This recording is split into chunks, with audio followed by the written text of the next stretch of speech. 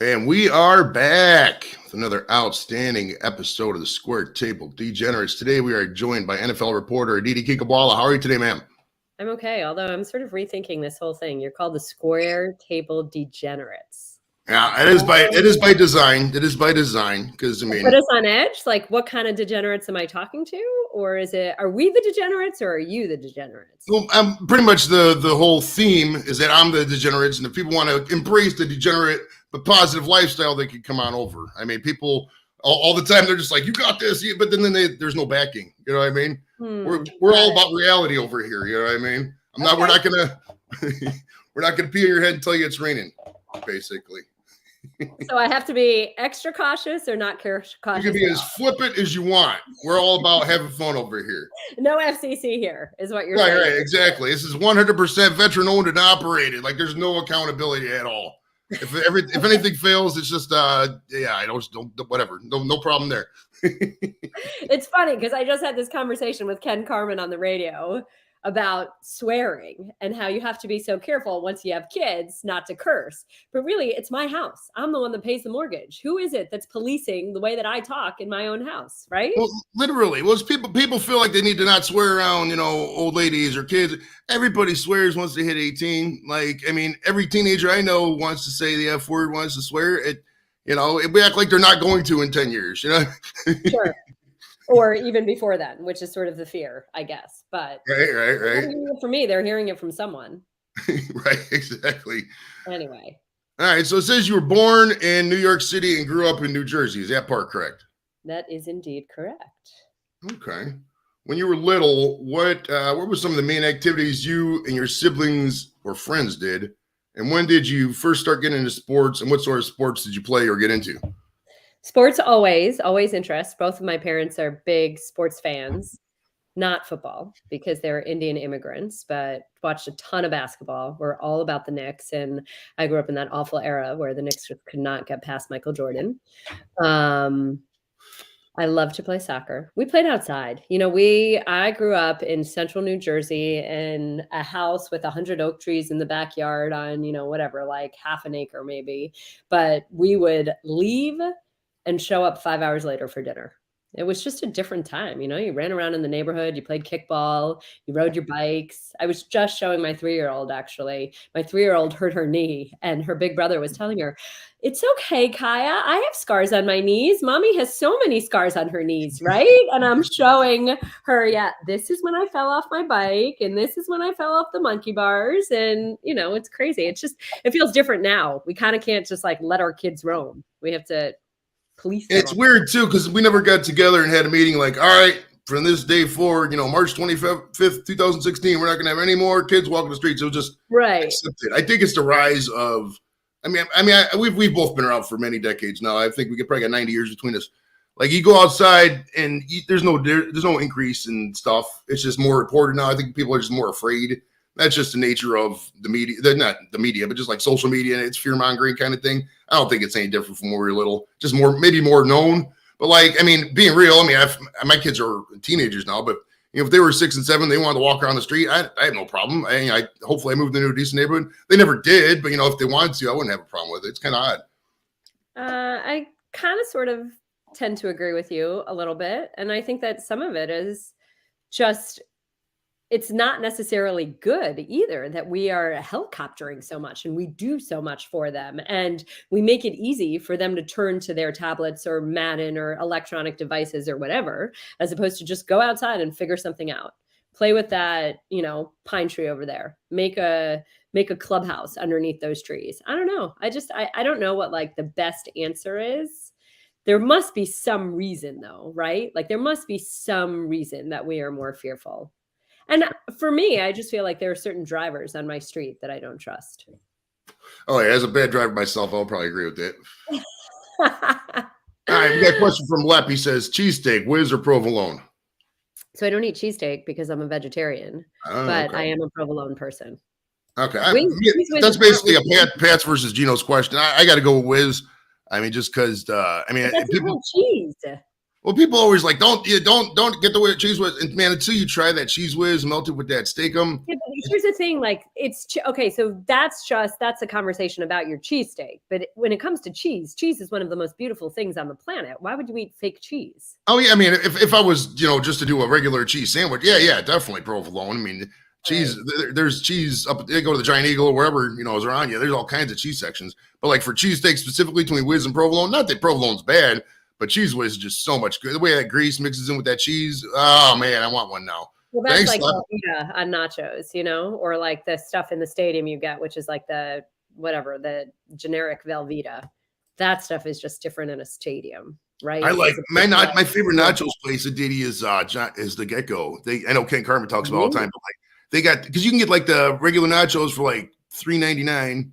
And it comes with everything. If you want, I know you're not a meat eater, but for like $1 more, you can get steak on it. It really fills you up. I love the Gecko nachos. I make nachos in my house a lot, actually. Damn, now I want some nachos. This is ridiculous. Mexican food. It's a specialty of mine. My kids ask for it at least once a week. I mean, a question from Daniel. He says, carrots or celery, which one dips better? Well, it depends on what you're dipping. Because celery has that like wedge in there. So like there's some things like if you want peanut butter, then peanut butter on celery is way better. But that's a push. I don't know. I like them both. It depends what I'm eating. I actually do like carrots and celery. When I was like really short and way back when I was still in the service, I ate carrots and celery practically every day. I really like, and I just ate the celery raw. Yeah. What about cucumbers? Do you like mini cucumbers? I never liked cucumbers. Never liked cucumbers or melons. It was pretty much celery, carrots, apples, oranges, strawberries, that main stuff. You know what I mean? I never got into the. Like there's some vegetables. Mangoes, peaches, plums. I never like mangoes or peaches. No, never did. Where were you stationed? I'm sorry that I don't have your history. Oh, that's no problem. I was in the Guard from 95 till the Air National Guard from 1995 till 2015. And I was stationed random spots because it wasn't. But anywhere overseas where they're like the cuisine was super different? Korea, I would say, we did a summer camp in Korea in 2004. And it's just, they had this stuff called, it was chicken on a stick. It was $1. This is 2004, so this is a while ago. But I mean, they said it was chicken. It was good. It was so, we didn't know what, it could have been whatever, but like, my goodness, that chicken on a stick, just the way with the Korean seasonings and everything. I really liked, I mean, they probably Americanized it a little bit, but man, it was just really good from what I remember. It's funny you say that because in India, they sell street corn and it's like these men in these like little carts, right? And they're putting, I don't even know what it is. It's like salt and some spices and fresh lime and like, they're sweating in the corn, which is probably what makes it so good. And it's funny because when we used to go to India, like we're American kids. And so our immune systems aren't ready for all the bugs and this and that. And so my parents always made us boil the water and we were never allowed to eat food out anywhere. It had to be like in a relative's home because you knew it had been cleaned and cooked and whatever and boiled. The one street food my mom always insisted on was this like shaken corn. This corn on the cob. And I'm telling you, it was the sweat from the people that made the corn that made it. Street corn is so good. It seems to be taken off the past couple of years, but my buddy Lap, he makes a lot of food and he's done street corn. And I think it's cheap too, because you can get like 10 ears of corn for $2. So, I mean, you could get street corn for fresh. Right. Oh, so that's the best part about living in the Midwest. For those guys who don't know, live in corn country and you'll get some good food. You will. It's great, man. Now I want some street corn. So remember for lunch, I need a steak, a Philly cheesesteak, some nachos, and now some street corn. All right, so I can't do the cheesesteak, but I do have fresh farm stand corn at my house right now, and we've got everything for nachos. Hell yeah. All right, did you have a paper out when you was growing up? If not, or even so, what were some of your favorite newspapers when you was? I wrote at a newspaper. When I was 15 years old, I started writing at the News Tribune, which was out of Woodbridge, New Jersey. I think it had a circulation of like 40,000. And then that paper got bought by the Home News and became the Home News Tribune. And I wrote there. And then I went off to college and I had an internship at Sports Illustrated, at ESPN Sports Ticker, or whatever. I did not deliver the paper. I wrote in the paper. How about that? Okay. Because I delivered the paper from the Plain Dealer. Rest in peace, almost. I mean, I guess it's still technically out there, but I haven't bought a newspaper in, damn, dude, 10 years maybe. What? Support those people. I mean, I do. I get it. I want to support them, but it's like, I mean, I'm online all the time, Aditi. Like from the time I get up to the time I'm read everything online. Do you ever like pick up a paper and read a paper? My attention span's shot now because I'm on YouTube or so it's just like it's so instant now. Everything's right away, and by the time the paper comes out, I almost forgot about that news because it was so long ago. I mean, they don't break anything. News. It's like the stories that you do at the Wall Street Journal. I loved writing sports because it was storytelling. Excuse me. It wasn't just the transactional stuff. It's the stuff that keeps you company. I'm so old fashioned like that. I like a book. I want to read a book. I don't want to read a Kindle. I still like turning the pages. We get the Wall Street Journal delivered every day. There's something fun about flipping pages. I haven't read a book in so long. I almost became, it's horrible to say I became anti-book, but it's like, I mean, because I just see people, maybe it was after my dad, I had to throw away so many books after he died, but it's like, there's so much, you read a book once or twice and then it's just done, I mean? It's like, maybe a library. You're not reading the right books then if you're not revisiting them. I feel like I should show you my whole house. So this is just like a little bit, but I could tell we have a whole room downstairs that's a book room. And both my kids have tons and tons of books in their rooms. And we have books in the family room and I have books piled in my bedroom. I love reading. Jewel says, I have said this in the past.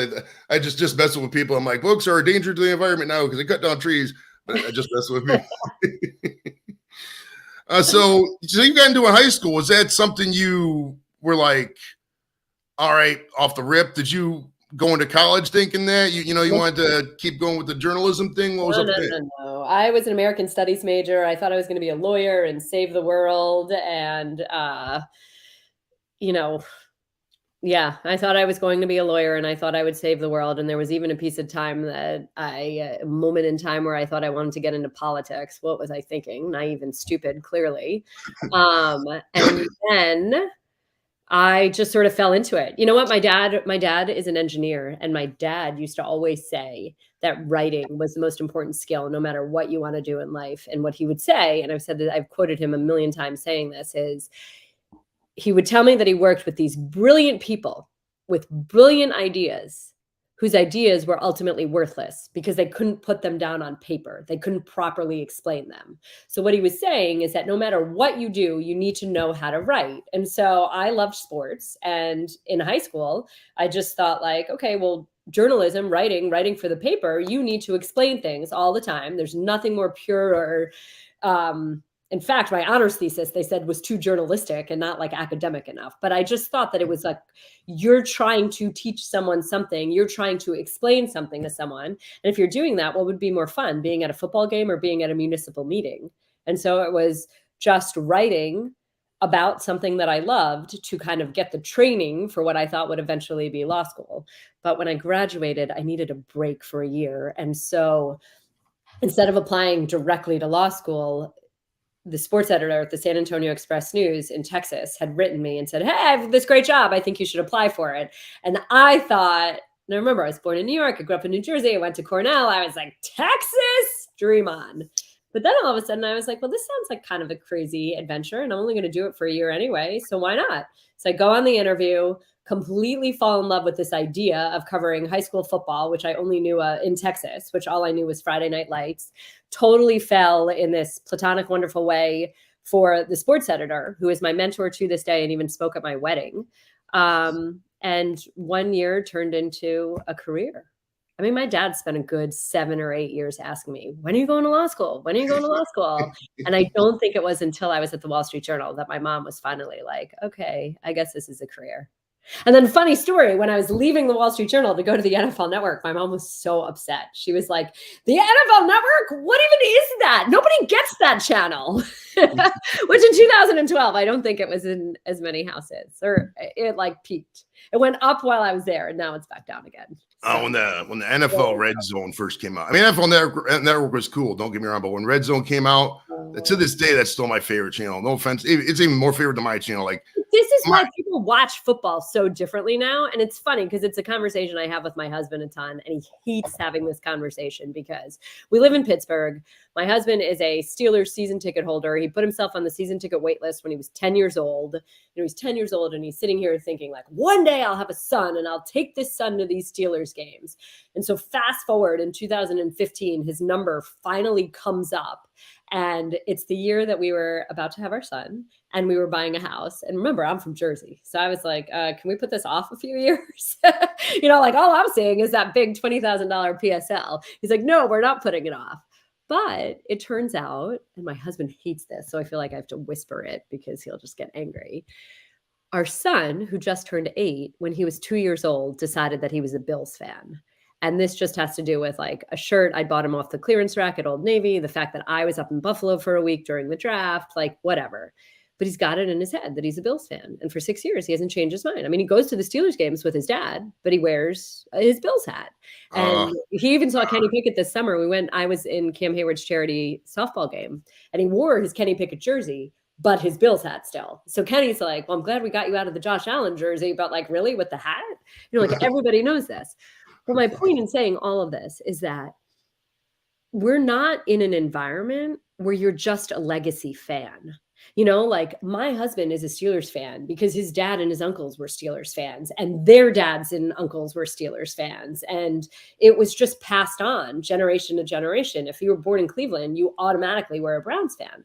But now, because of fantasy football, because of Red Zone, because of the accessibility and exposure to so many different teams, you don't necessarily just root for who's in your backyard or who your father or mother root for, which is why I think it's so important for teams to engage with new fans. Oh, you got to get community. Well, my kids, I got 13 and 14-year-old, and there's a 25-year-old. I think maybe it's just because I was there during the such toxic Browns years. I don't even think they like football, to be honest with you. Like, I don't think my son could. And in a way, I mean, until the Browns get their shit together, I think that's not really the worst thing in the world.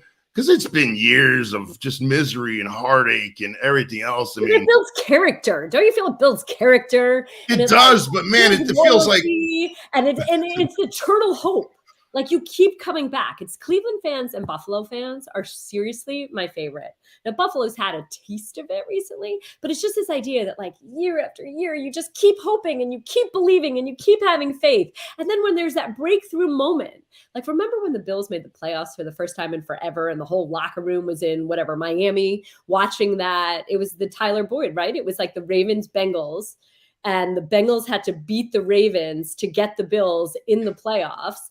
And the locker room goes insane. And then that team lands at home at 2 a.m. And all those people are in the snow at the airport waiting for the Bills. It's just, I don't know. I might be conflating a few stories. But anyway, those moments are unbelievable. That's why it was so sad that Cleveland's playoff year when they beat the Steelers was a COVID year. Oh, I know. I wanted to go to that game so bad because I got Browns season tickets. I bought them in there was no waiting list up here. Now there's a waiting list, but I bought them in 19. It was like 2 months right before they signed Beckham. So that part was good. But as far as the playoff, that killed me, that COVID year. And because I went to all the COVID games, the first game was like only 6,000 people could go, but we still went. And we had some horrible weather that year. There was like 3 games in a row. The Raiders game, the Eagles game. It was the one they were out there for the national anthem. I'm standing up here all stoic, and the rain just comes in from sides, turns to snow and ice and hits you. They actually delayed it. You don't need to talk to me about the weather in Cleveland. I know the weather in Cleveland.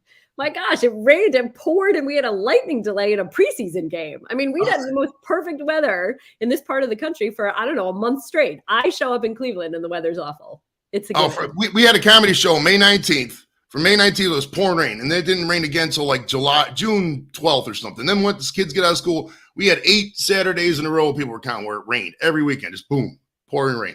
Even that preseason game was miserable. I was weekends when you have your kids at home. That's how it always works. I was walking I was parked at the garage on 9th, and I walked down, and it was like a hurricane. I was going like this, just trying to not get wet. It was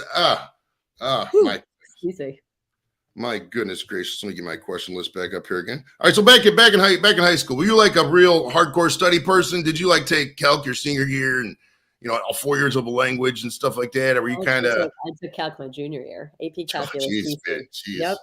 Jeez. Well, remember, I had super, super, super high achieving Indian parents who I actually just said this to my son the other day. I was like, I was afraid of my parents. Why are you not afraid of me?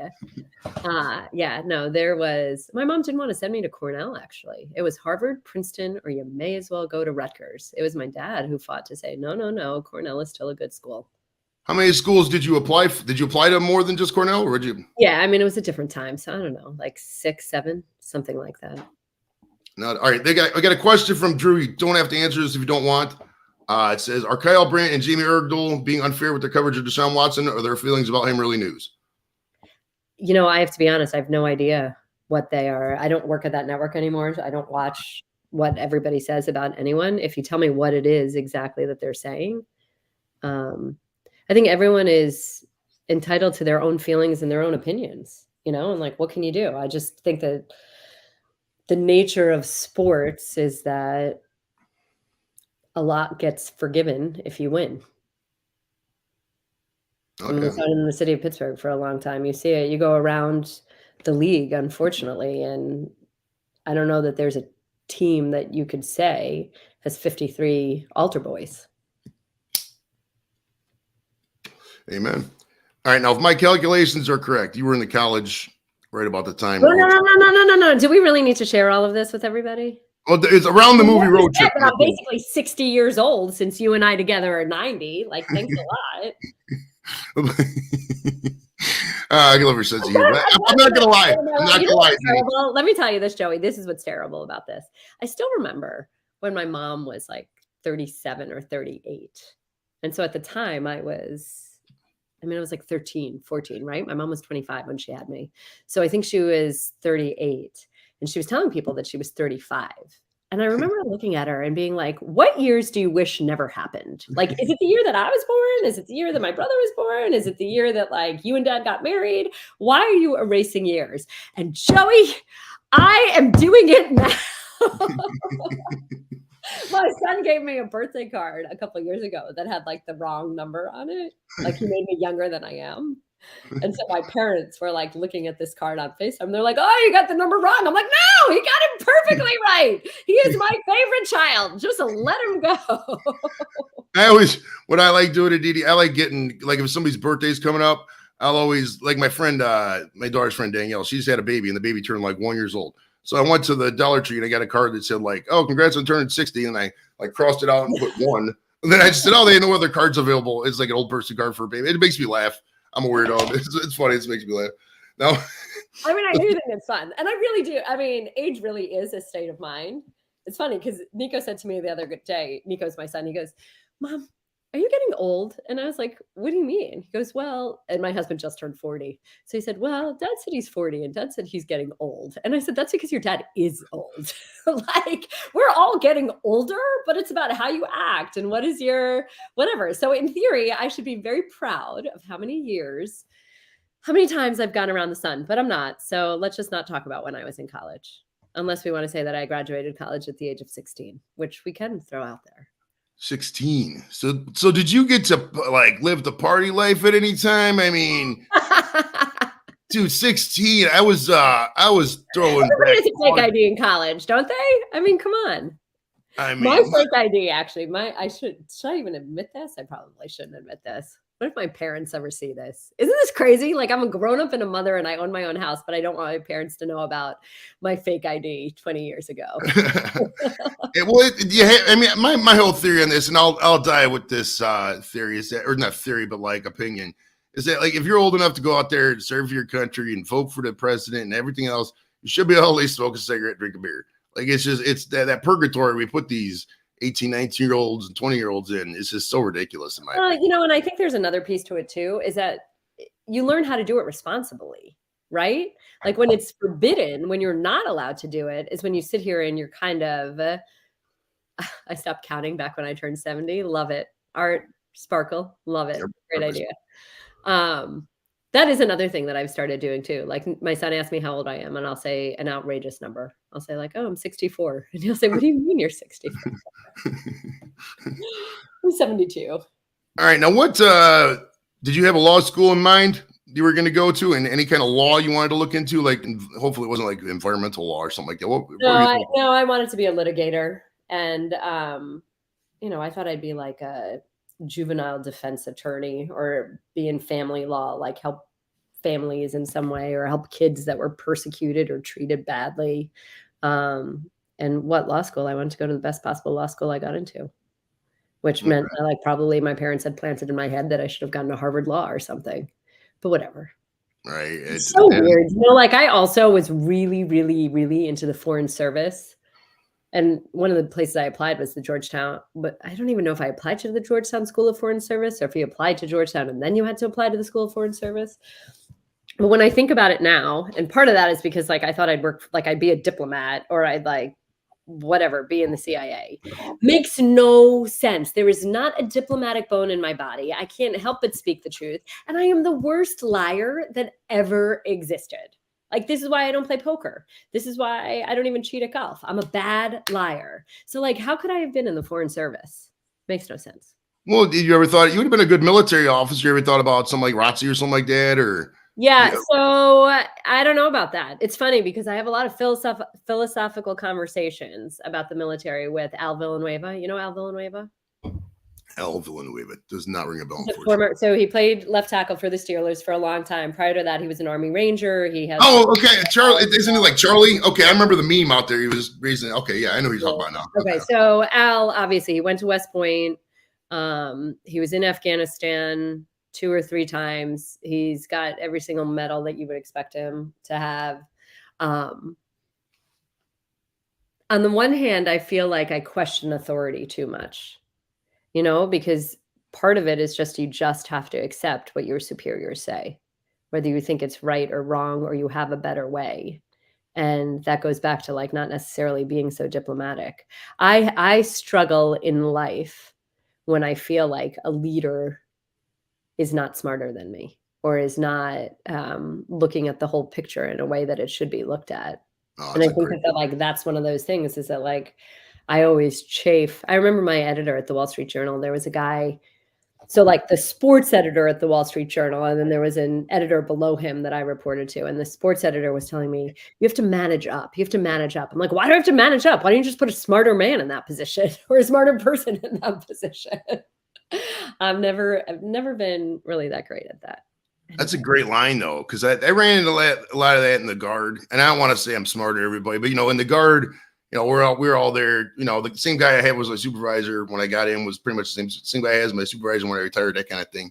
It's kind of like a fan. And everybody gets bachelor's degrees, and some guys get master's degrees, and then you go on active duty, and you got these really, really young guys, and they know about military life, but like real world shit, they just don't get.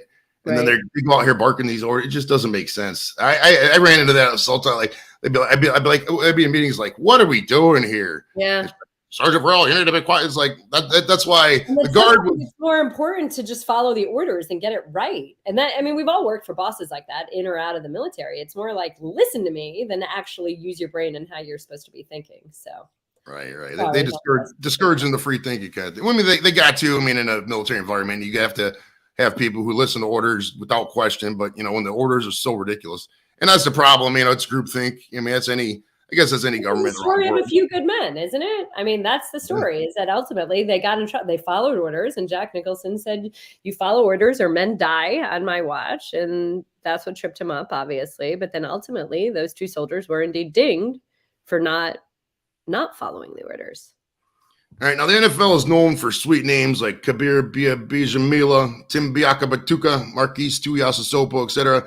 Do you think your sweet name contributed at all? Because your name is fun to say. And did you ever have someone tell you to grab a stage name like Alice Kozlowski or something? And what would your stage name be if you were like a WWE wrestler? Oh God. Isn't that like aren't you supposed to like pick a pet in your name or something? No, I don't. It's funny you say that though, because I professionally never took my husband's name. It was really important to him that privately I do. But I feel very proud of the fact that I'm the only Indian American woman on national sports television. And this is my heritage. And also, I had a byline. I worked hard under my name, this name. So I've never really wanted, maybe when I was a kid, I wanted a different name. I wanted to be named like Melanie or Melissa or something like everybody else because it was weird to be different and the child of an immigrant. But once I became conscious of, I don't know, the story behind my ancestry and could feel pride in it, I've never wanted a different name. It's awesome. I'm not gonna lie. The second I heard your name, I was like, "Oh, this person's got to be cool." And I was watching it, and your sense of humor, Aditi, that's what gets you by. I'm not gonna lie. You're one of the funniest, most down to earth people out there. I appreciate that. Thank you. That whole Ken Carmen quality. We'll ask you about Ken Carmen here in a second, but the whole, somebody comes at you, you just take it in stride, just joke with it. So many people take stuff and they'll hear stuff and they just don't know how to process it. The ability to process information and just laugh with the person, that's great. You know, I appreciate your saying that because I will tell you, Joey, that sometimes I try to have fun with guys, and I think that they get it, and I'm not gonna do it if it's someone that can't have fun with it, but fans don't always get that. You know, like, I'm gonna go back to this Cam Hayward game, and, it's a charity softball game. I played in it last year. This year, I was emceeing it. I'm, like, interviewing Cam, and I'm teasing him about something. I don't even remember what. Oh, yeah, he didn't start. He didn't start his own charity softball game. He was on the bench. And so I was like, "What are you, just, like, getting old or something?" Right? And, like, this is, like, we're vamping for the crowd. And he's laughing and blah, blah, blah. Well, I walk by, and this fan yells at me. He goes, "This is why people in Pittsburgh hate you, Aditi. Go back to Cleveland." Joking around. I mean, last year on the sideline, I had this moment with Greg Newsome where I can't remember what word it was. He was like trying to say a word, and he like just for some reason couldn't get it out. And I just under my breath goes, "Fat lot of good that Northwestern degree did for you." And the only reason I said that is because I'd have this like funny conversation with him about how David Bell was saying that his Purdue degree was better than the Northwestern degree. And I was like, well, neither of you can compete with an Ivy League school. And so like, it just was like this funny thing. Newsome laughed about it. I think like I tweeted something, like it was tweeted and Newsome like retweeted it, like it, because we had fun with it. But there were people sitting there saying like, "Oh my goodness, I can't believe that you mocked his education." It's like, that's not what we were doing. We were having fun. But that's what's always dicey about like, if you're there or you're not, can you actually understand what's a joke? Context is so important with all the jokes. Seriously. It really is. People just don't get context. You've had relationships with people and they've been established over years. You're going to talk about stuff that makes each other laugh. The public may not get it, you know what I mean? But the people get it. And it always makes me like talking about the education thing. I'm here in Ohio, obviously, and all the Ohio State fans, and they always post the memes about, you know, Michigan, how you get a Michigan grade off a porch, that kind of stuff. I'm like, dude, Michigan's way better academically than Ohio State. And I hate to tell people that because half these guys never even went to school, and it sounds like I'm like egotistical when I tell them that, but it's like, it's hard for me to laugh at this. The nature of fandom. Like my husband doesn't want to hear that the Browns organization might actually do something better, or the Ravens organization might actually do something better. Like I'm not even talking about on the field. Like it just might be an organizational, philosophical ethos. Like he just doesn't like, don't you dare say anything about the Steelers that could even maybe sort of be construed as they're not the best ever to ever do anything ever. Well, that's a great lead to my next question. Being a reporter, is it hard to not root for certain players or teams you may like or just personally enjoy? Like I'm a Browns fan. It would be physically impossible for me to not root for the Browns. Like in the playoffs, I'd be like, yeah, go on the sidelines. I couldn't just stand there. I root for people. I root for people. Like I definitely feel people always ask me, who's your favorite team? And I say the team that treats me the best, you know? And it's just like, who makes my job easy? Who makes life easy? Who are people who you genuinely appreciate the way they go about their job and how they do their job? Those are, I mean, how can you not? How can you turn that off? But when you say that, it's not like I'm sitting here and, you know, devastated over. It's funny because now at CBS, I'm cutting myself off, but at CBS, I'm not in a position to root for me as much as I was at the NFL Network. At the NFL Network, your opportunities were largely tied to teams that you covered, and you largely covered a region of teams. So I ended up being in this position of basically rooting for the AFC North because it was better for me and my career. You know, like in theory, I should have been at a Bengals Chiefs AFC title game and not cared who won. But I sure as heck needed the Bengals to win because that guaranteed I'd be on the field at the Super Bowl. You know, like, does that make sense? Oh, yeah. So it's better to not kind of be in that position. But like, I love Doug Peterson and the Jaguars. I think Trevor Lawrence is just such a nice young man. I love his approach. I've watched him grow. I feel a lot. I think Doug Peterson is one of the best coaches in the NFL, one of the best humans. I'm on record saying that if my son were an NFL player, I'd want him to play for Doug Peterson. I told Shad Khan that. So you want to see them succeed. Now, if I cover one of their games, that doesn't mean that I'm treating the opponent, the Colts, let's say, any differently, or I'm more aligned towards the Jaguar. Like there are great people on the Colts too that you want to see succeed. And however it goes, it's not like I end the day being devastated or upset. I mean, it's not, my job is to tell the stories fairly, but I think it's human nature to want good people to do well and to feel conflicted about bad people doing well. But at the end of the day, it doesn't affect me. I still have to tell the story. It's funny how Doug Peterson gets brought up so fondly now. I remember when he was a quarterback for the Browns at 2000 season. God, we were so bad that year. That 99 2000 Browns team was, that maybe this was the worst football I've ever watched in my life. Oh my goodness, John Yurkovich and guys, nice guys, but they're just the Dwight Clark and what was it, Karma Policy? Are those guys still on? You ever talked to Dwight Clark? Dwight Clark, what's he doing these days? I don't know. I have no idea. All right, I'm not going to ask you the Browns record and prediction. All that. You got to be sick of that stuff by now.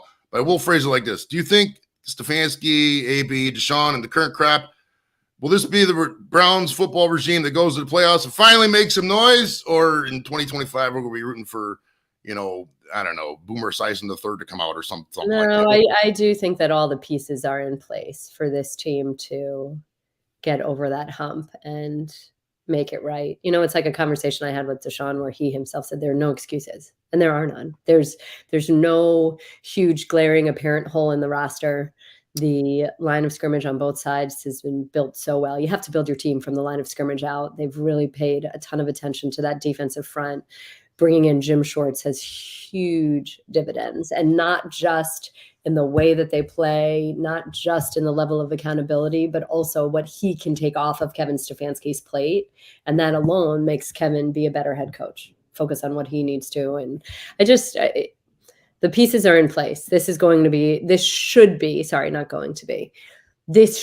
be a very destructive, havoc-wreaking defense. And this should be a very explosive offense that also, by the way, happens to have one of the best run games in the NFL.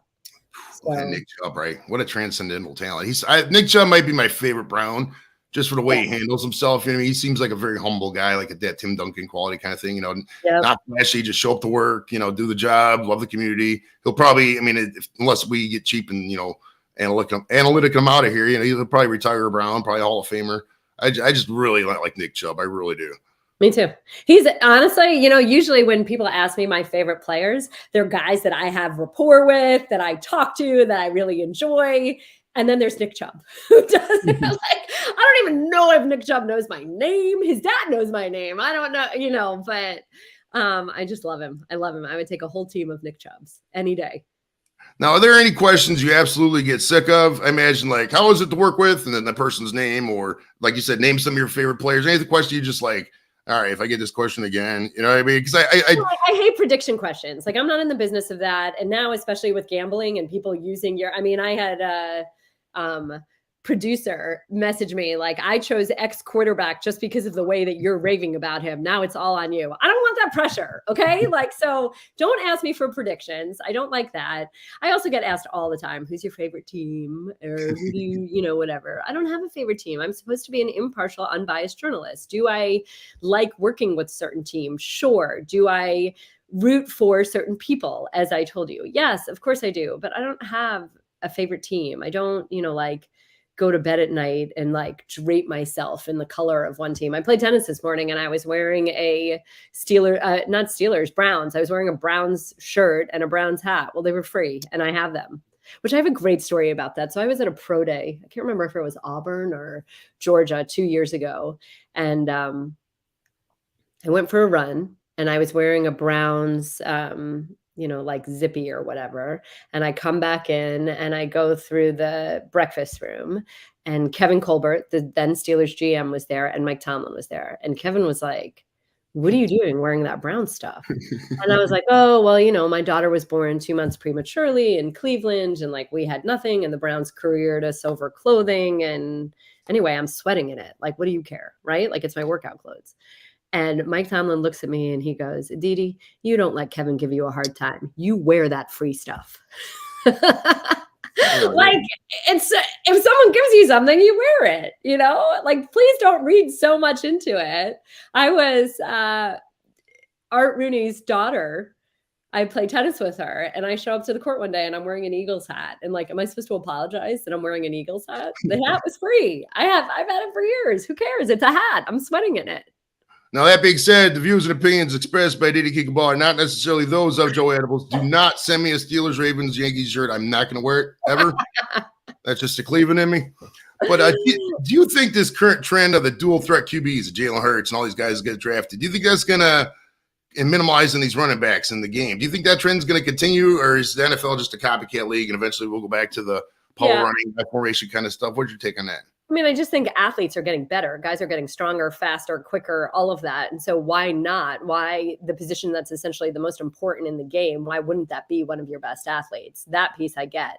But I refuse to believe that the run game doesn't matter. I still think, especially in the AFC North, late in the year, you need to be able to run the ball. I think you need to be able to run the ball to close out games. I think you need to be able to run the ball to wear down another team. I think you need to be able to run the ball to give your defense a blow and control the clock and win the time of possession and slow things down. So it's too vital a part of the game. The trouble is not that they're being diminished in terms of value to the game. It's just that there are so many of them. The running back position, there's a plethora of running backs. And so it's harder to sit here and say, wow, like kickers, it's as you well know, it's very, very hard to have a money kicker. There just aren't that many of them out there. Running backs, there are a lot. There are still people out there who think that Phil Dawson could come back at 48 years old. Dude, I'm 46, I think. Yeah, 46. There's no way Phil Dawson could go out there in an environment like that and kick. There's no way. He could kick at practice. Anybody. I worked with Jay Feely last year. I don't know that Jay Feely could get out there and kick either. Even if these guys have such a booming longer leg, and such higher percentages and all of that. It's just completely different. Right. Just put all your hope in Dustin Hopkins. That's all you got to worry about. All right, do you think that Baker got a raw deal here in Cleveland? Not that we aren't 100% behind Deshaun and all that, obviously, stuff, but in your opinion, with what transpired in the whole Baker saga, do we follow up on that? Do we just pull the trigger too quick on managers, GMs, quarterbacks, everything here in Cleveland just because we're so skittish? What's your take on that? I mean, I think historically, yeah, but then all of a sudden you stuck with Hugh Jackson way longer than you should have. So I don't know about that. I just think Baker wasn't put in a position to succeed. He had 4 head coaches and 4 offensive coordinators, 4 different offenses, 4 different play callers, 4 different head coaches. And I just don't think that he was given the stability that a young player and especially a quarterback needs. And you sit here and you just think about how much you grow from year 1 to year 2. And he never had that. And what I mean by that, year 1 to year 2 in an offense and in a comfort with your play caller and in a zone where you can contribute to the play script or to the playbook or the play calling or however you want to, whatever piece of that. And he never had that. Yeah. I mean, I really liked Baker. I'm not gonna lie. I mean, going into summer of 2019, I was like, Browns go to the Super Bowl. I was guaranteeing it. This guy at work, Deacon, his name is funny enough. He wrote on the board, Joe Burrell predict the Browns to go win the Super Bowl guaranteed 2019. And then every year they would cross out the thing and put the next year cross out the thing. Oh my goodness. Now, do you think famous jersey, right? With the quarterback names. Oh, thank God they retired. I was getting sick of looking at that jersey. Do you think the Browns and Bengals are the main rivalry now? Because Steelers fans act like the Ravens are the main rival and act like we just don't exist here in Cleveland. No, Steelers fans still hate the Browns. And I never understood that because when I first moved to Pittsburgh in 2012, the Browns were sort of so hapless. And my husband and his friends all had this crazy hate for the Browns. And I was like, I don't get it. That's like hating the Little Sisters of the Poor. Shouldn't you really hate the Ravens? They're your real rival. No, I think that there's very strong animosity amongst all teams in the AFC North. It is you'll never catch it. I mean, there's some fringe Browns fans who might, root for the Bengals just to do okay, but Ravens and Steelers, forget about it. It's just, there's no way. I mean, and it's wild because I think a lot of it, Aditi, I see the Steeler fans out here in Cleveland. The Steeler fans in Cleveland are the problem. The ones in Pittsburgh, I went there, we smoked with them, we had fun, they were chill. It's just the ones here in Cleveland. I think just because they're trying to, muckrake and act all haterish. Because I mean, let's be real. You could just predict the Browns will suck every year. 90% of the time, you're gonna be right. I mean, it's an easy prediction. It's funny. It was Dan Rooney, right, who argued that Cleveland should get the late Dan Rooney, who argued it was the late Dan Rooney, right? Not his dad. Yeah, the late Dan Rooney, who argued that that Cleveland should have its franchise restored or have a franchise returned to Cleveland. And part of that is the recognition of what that rivalry means to this area. Oh, yeah. I mean, 2 hours away. I mean, Cleveland and Pittsburgh, a lot of Cleveland fans don't want to hear it. There's a lot of Pittsburgh fans don't want to hear it, but we're pretty much the same city. I mean, there's little differences here or there, but we're both Rust Belt towns who, sports is ingrained in the fabric of society. Like, you would never if we're being holistic, it makes no sense for a city the size of Cleveland to still have 3 major teams. But sports is like, I don't want to use the term all we got, but I mean, it's quite a bit ingrained. Like, if the Browns win on Sunday, Monday, Tuesday, your office is going to be a banger. It's going to be a great time. If the Browns go out there and do normal Brown shit, it's going to be people are going to be moping, people will be cranky, the meeting's going to last longer. It's so interwoven in the fabric here in the Midwest. Maybe it's just a Midwest thing. I don't know if it's like in the coast and all that, but but I remember a few years ago when the Browns were doing well. And I talked to Ken and like fans were calling in constantly, like waiting for the other shoe to drop. And I kept saying on the radio, just enjoy it while it lasts. It's so that it's one of those, as Browns fans, it's one of those things we've seen this movie before. So we're just so, I mean, just like get us to the playoffs and a 1 or 2 seed, then we'll talk kind of deal. You know what I mean? If we backdoor in and we're 9-8 and we get blown out in the first round by Kansas City, it's like, okay, that's not really a reason I want to keep Stefanski here. You know what I mean? So it's one of those show us, because we will turn the, I don't want to say fuck, but we'll turn the fuck out if the Browns get like that. Like, the city will blow up. The economy is going to boost. Well, I think everybody's seen that, right? What finally happened when the Cavs won, and it'll be even more ridiculous if the Browns ever get there. I think you look at the last few years, and the COVID year is they overachieved in a lot of, or did fantastic in so many ways, and then go down to Kansas City and we're really punching above their weight class, and yet somehow almost won that game when Chad Henne was in the game. But then the next year was Baker was hurt, and there was the Odell drama, and Baker's also playing for a contract, and so was kind of pushing and pressing when maybe he shouldn't have. And then last year was the crazy Deshaun Jacoby Brissett year. So it's not like Kevin has had a standard regular, you're returning your staff, or you have the staff that you want, your players are back, you're starting in a normal way. I mean, think about it. All 3 years have been so weird. I mean, there's the stuff that happens in Cleveland is so mind-boggling. Like, it just doesn't happen in other places. Yeah. Do you think at some point along the line this franchise was cursed at all, or do you think it's just all in our heads? And I mean, because we lost 18 openers. I quit it like this. We lost 8 from 04 to 2021. It's like 17 or 18 openers in a row. You flip a coin 18 times to get head each time. That just doesn't happen. I mean, what's the deal? I don't know. That I can't tell you. I'm not going to tell you there's something in the water. It might be that Lake Erie water, because Detroit, Buffalo, and Cleveland both the same way. All right, now real quick, we only got a couple minutes here. Why is Ken Carman so likable in Cleveland? What traits do you like about the guy? Like we were talking earlier. I personally like how he just says stuff and it just takes everything in stride. What do you think is so enjoyable about Ken Carman and how he's basically Ohio? Like, I asked him, I was like, you're gonna, if you had to go to New York, he's like, nah, I'm staying right here. Did he just take the whole hometown thing and run with it, or just why is he such a likable guy and good broadcaster? Because he's authentic, because he is who he is. He's not just a hot take artist, and he's speaking for everyone the way that he does. Ken is really, really, truly a good human, and he's got a great heart, and he is Cleveland through and through and loves that place. And he is growing and fulfilling ambition in his city, which is awesome to see, as opposed to sitting here and chasing something in a different climate. Hell yeah. All right. I heard you talk a lot of times about your annoying house renovations. I was watching some interviews and guys working on your roof. Is everything kind of where it should be, or how much more do you got to go on the reno? Generally where it sort of needs to be. I'm limited in what I'm allowed to say about that. Can we talk about something else? Yeah, I got you. That's no problem. Do you ever think about just going 1 week? I mean, during the off season, be like, yo, work. I don't need you for a little bit, and just taking off. And like, are you just go to the tailgate? Like, would you come to the pit, hang out with the Browns fans, just kick it would that be something that is totally undoable, or is that something you would like to do at some point, or is that just, you know what I mean? It's funny because you get very, very spoiled. I'm so sorry. I'm going to need to go. But you get so spoiled because you're on the field and you have access to information that nobody else has. And I had the Eagles-Browns game.